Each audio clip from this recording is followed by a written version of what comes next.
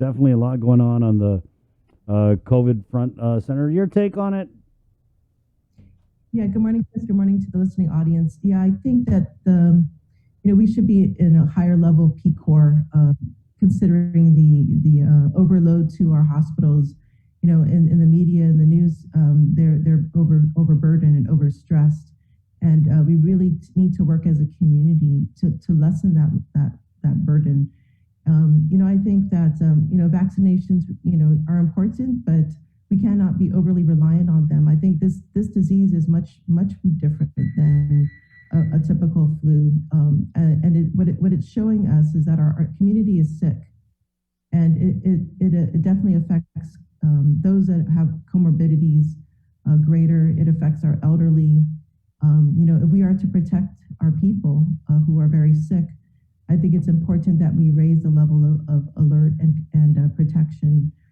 Vaccinations can only help so much, but it's not going to protect, as you see, our most vulnerable, which we were so focused on in the very beginning, the pre-vaccination stage. We were very focused on that, and I think we need to keep our eye on that.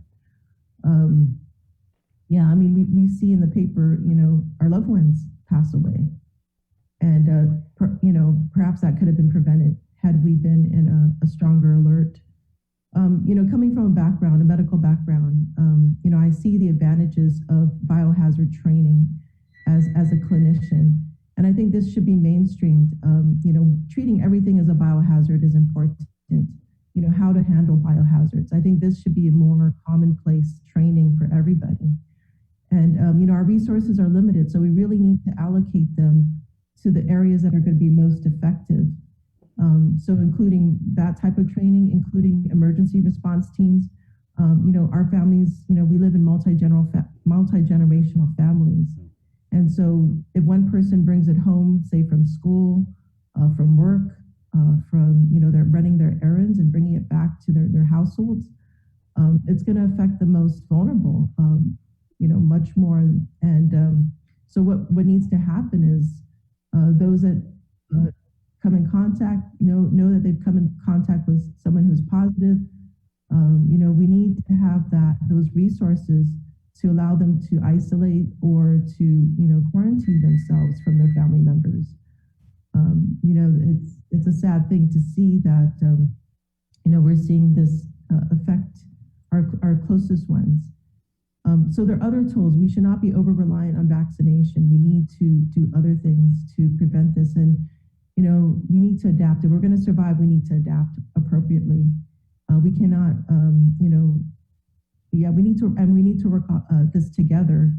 Our hospitals are being overburdened. I remember seeing this in the very beginning.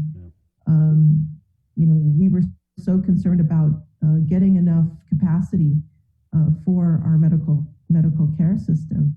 And now we're revisiting that. It's happening all over again, but with a different response. There's not a strong response as we did in the beginning. We have more tools, but we need to be more consistent about how we use them. You're right. There's definitely a lot of inconsistency, like what you said about protecting the elderly. We're seeing so many elderly die in this surge, and I just feel like our government has checked out on the Mononco. I'm sorry, I hate to say it, but that's what it seems like. And Senator, I know that you've got a lot of stuff that's non-COVID going on, and I kind of wanted to start because I know you have an informational hearing Monday with Department of Labor, and it's kind of relative to PUA ending and workforce training programs. But I saw an article this morning. It was interesting because it's something that we had discussed on the show weeks back, and this is the indefinite suspension of this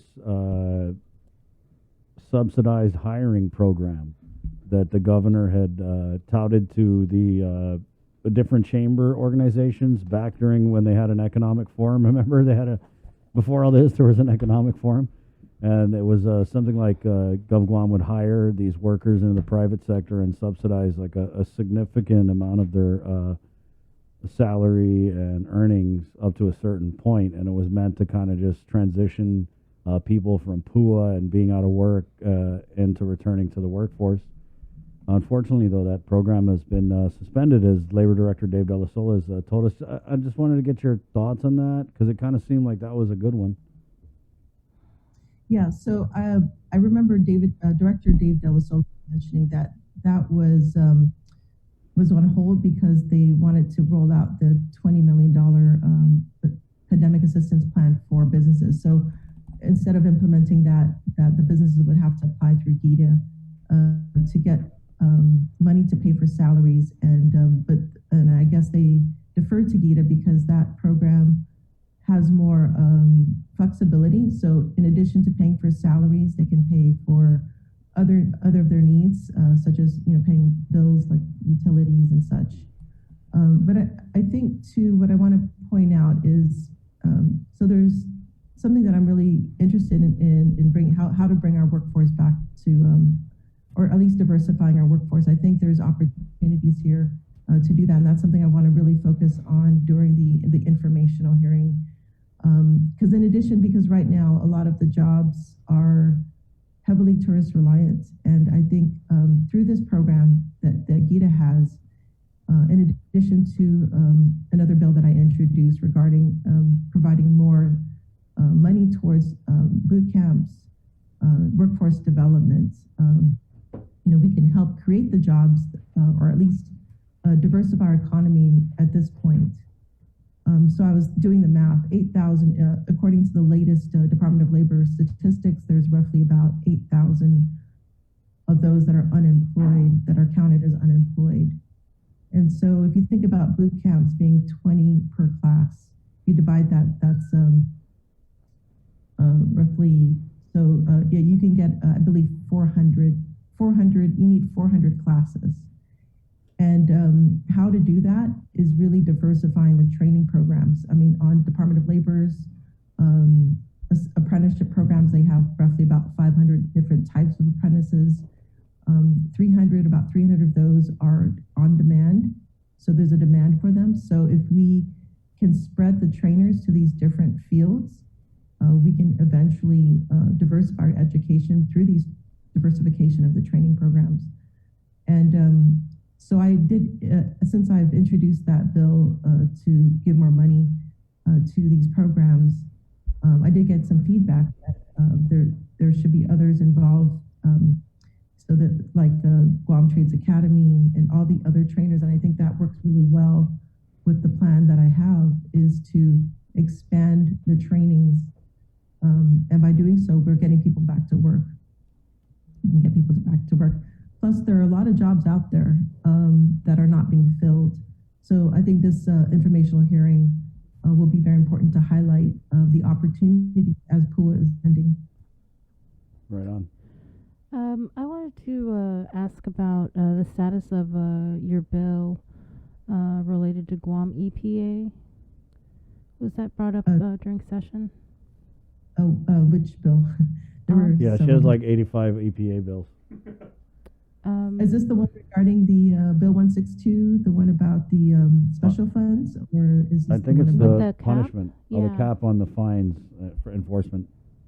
Okay, that's Speaker's bill, so that's moved to the third. It's moved to the voting file. I see. Yeah, so it's on its way. I wanted to ask for your 2 cents on this. And just to give you a little bit of timeline, it's like the public auditor, BJ Cruz, came out with this audit relative to the first round of hotel procurement, and the audit found $3 million in questioned costs, non-compliance with local law, and possible conflict of interest on the part of the main performer of this procurement, the governor's son-in-law and former legal counsel. Anyway, long story short, that was a couple months back. We had Senator Frank Blas. He's written a bunch of letters to the AG. Haven't been able to get the AG on. Finally got him on. Finally got a chance to ask him about this thing. And he kind of went off and he said, oh, well, the Senator Blas can do stuff about it. They're not doing anything. Public auditor, he can do things too. Why is everybody coming down on me? But we went through this. I feel like we already did this. I mean, when you talk about the legislative remedies, I guess one of them would be an oversight hearing. But we went through this oversight hearing, which was hell on wheels and then some. Right? So this is an issue I feel like is probably close to your heart because it was very closely examined and picked apart and everything way last year in those oversight hearings. So I just wanted to get your take on this kind of back and forth about whether or not the AG will move on any of these items that the audit found. Yeah, so, I've had experience with Attorney Camacho previously, and I know that when he does weigh, he weighs whether the winnability of a case, right? That's one of the things they look at in any suit. What are the chances of winning? I think that's definitely one of the considerations. But I think also the public auditor still has to complete his audit regarding the use of funds, whether it was properly used, and that's forthcoming.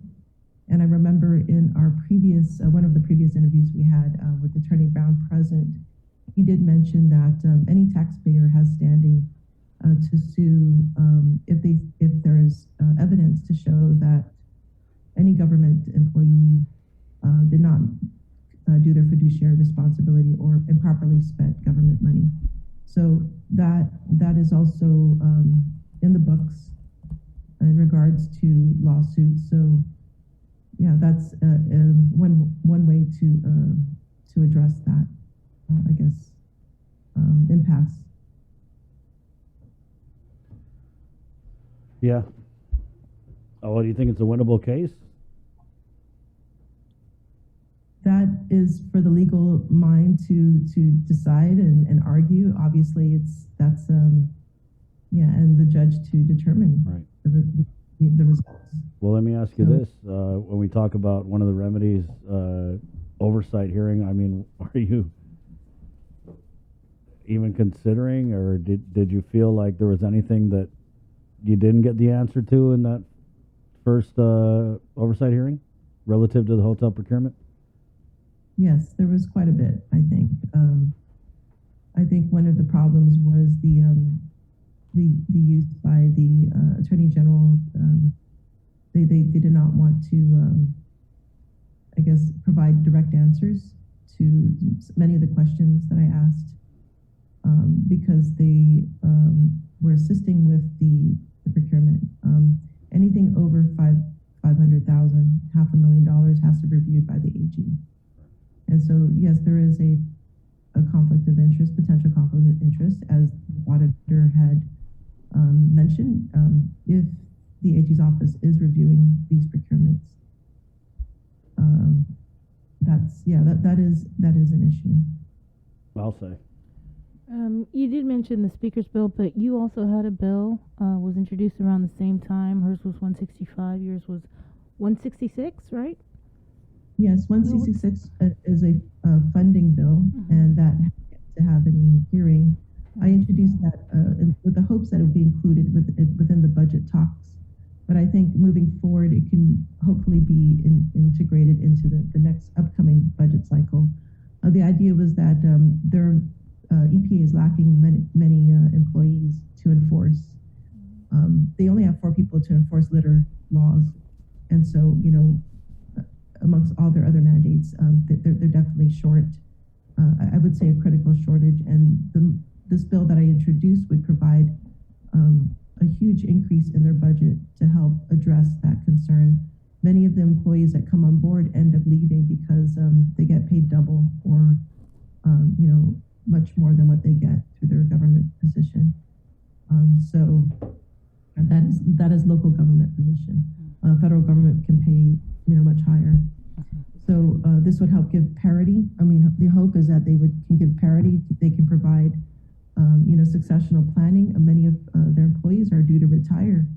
I believe the administrator himself has a couple years before he can potentially retire. So this is really, really critical to start infusing Guam EPA with trained and qualified people to help enforce these very important laws that we have. All right, thanks, Senator. Great, thank you. Thank you, so Senator. much. Right on. Have a good day and be safe. You be safe too. Okay.